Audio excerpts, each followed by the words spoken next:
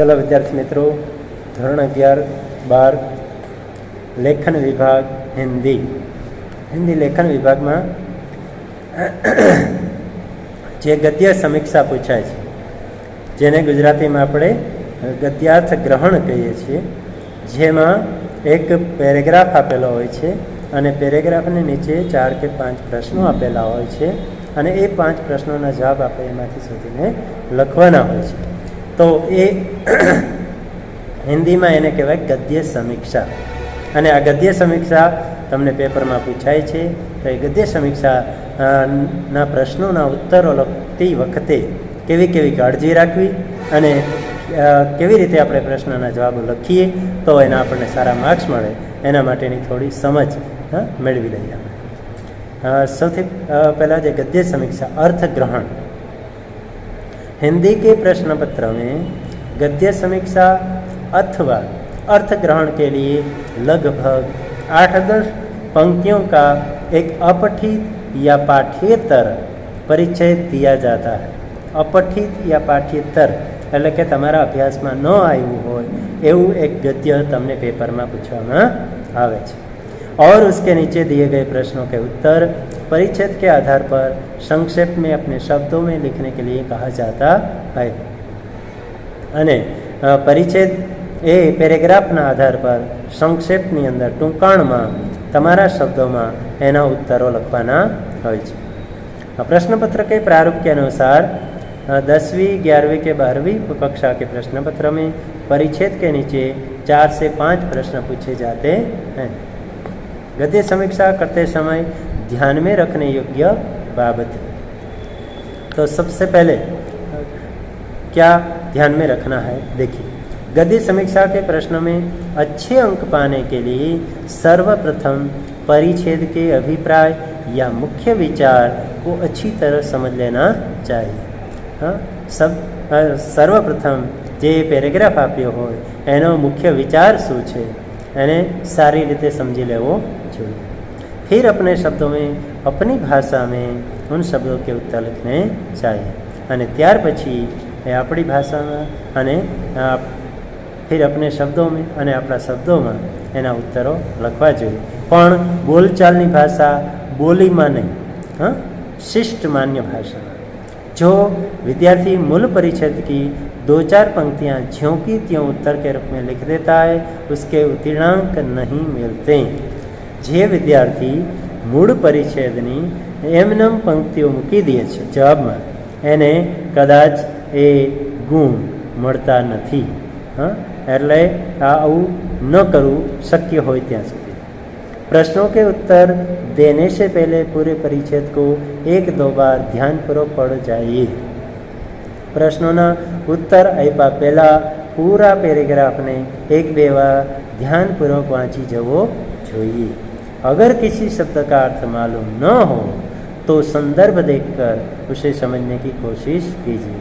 अने जो अमुक शब्दों ना अर्थ आपने समझाता न हो तो જ્યારે ભણતા હોઈએ ત્યારે આપણા સરને પૂછી લેવું જોઈએ અથવા તો આપણો બીજા કોઈ સંદર્ભ ગ્રંથ હોય તો એમાં જોઈ લેવું જોઈએ, પણ પરીક્ષામાં નહીં।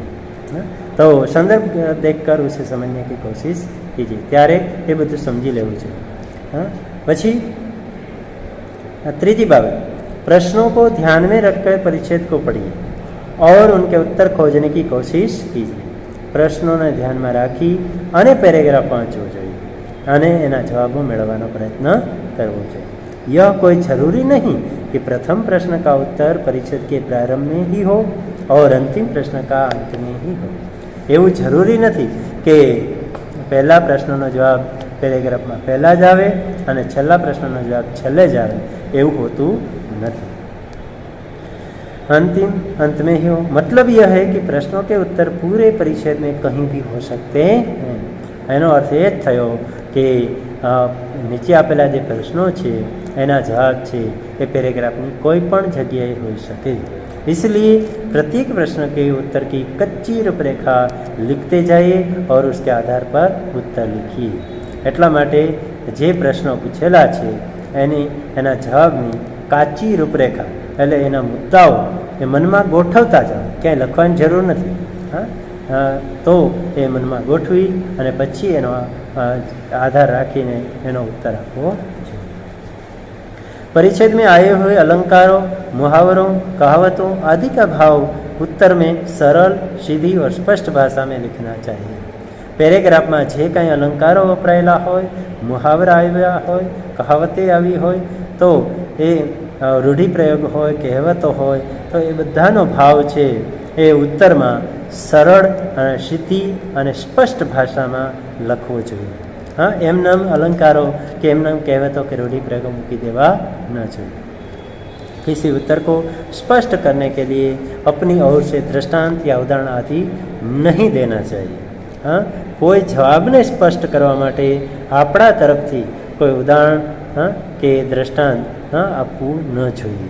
या उत्तर में कहीं भी अपनी ओर से कुछ नहीं कहना चाहिए। हाँ, अथवा तो जवाबनी अंदर કંઈ પણ આપણી તરફથી ઉમેરવું ન જોઈએ। हाँ, अपनी ओर से कुछ और नहीं कहना चाहिए, કંઈ કહેવું ન જોઈએ।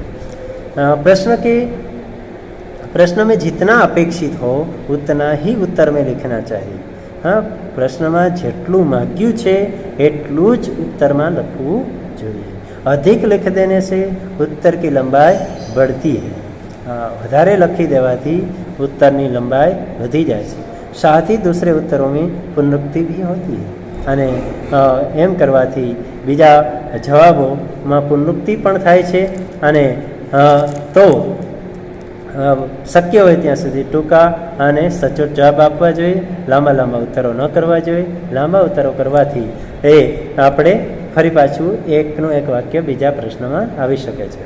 शीर्षक देते समय पूरे परिच्छेद को ध्यान में रखना चाहिए। જ્યારે તમને છેલ્લો પ્રશ્ન મોટે ભાગે હોય છે, પછી પહેલો પ્રશ્ન પણ મૂકી શકે પરીક્ષકની એ મરજી, પણ શીર્ષક દેતે સમય પૂરે પરિચ્છેદ को ध्यान में रखना चाहिए। हाँ, જ્યારે તમે શીર્ષક આપવાનો પ્રશ્ન આવે ત્યારે આખા પેરેગ્રાફને ધ્યાનમાં રાખવાનો છે। એનો મુખ્ય સાર શું છે એને ધ્યાન, उसका मुख्य विचार समझकर उसके अनुरूप शीर्षक देना चाहिए। એનો મુખ્ય વિચાર શું છે એને સમજીને એને અનુરૂપ શીર્ષક આપવું જોઈએ। शीर्षक छोटा लेकिन आकर्षक होना चाहिए। भले शीर्षक नानु होय पण आकर्षक, चोटदार, सचोट होવું જોઈએ। हाँ, उत्तर में वर्तनी, विराम चिन्हों आदि की ओर उचित ध्यान देना चाहिए। અને જ્યારે જવાબ આપો ત્યારે એને વર્તની, વિરામ ચિહ્નો, જોડણી એ અને વિરામ ચિહ્નોનો પણ ઉચિત ઉપયોગ કરવો જોઈએ। તો વિદ્યાર્થી મિત્રો, ગદ્ય સમીક્ષા જ્યારે કરવા બેસો, જ્યારે તમે પણ ગદ્યના નમૂનાઓ ને વાંચો ત્યારે આવા તો ધ્યાનમાં રાખજો અને લખો ત્યારે પણ ત્યારે જો આ રીતે સમજીને લખશો તો ચોક્કસ તમને એના એ 5 માર્ક મળી શકે છે। हाँ, 5 પ્રશ્નોના જે 1 માર્ક હોય છે અને 5 અંક હોય છે તો એ 5 તમને મળવાપાત્ર છે। એટલે 5 મળે તેવી મહેનત કરજો અને પ્રેક્ટિસ કરજો, અભ્યાસ કરજો। All the best.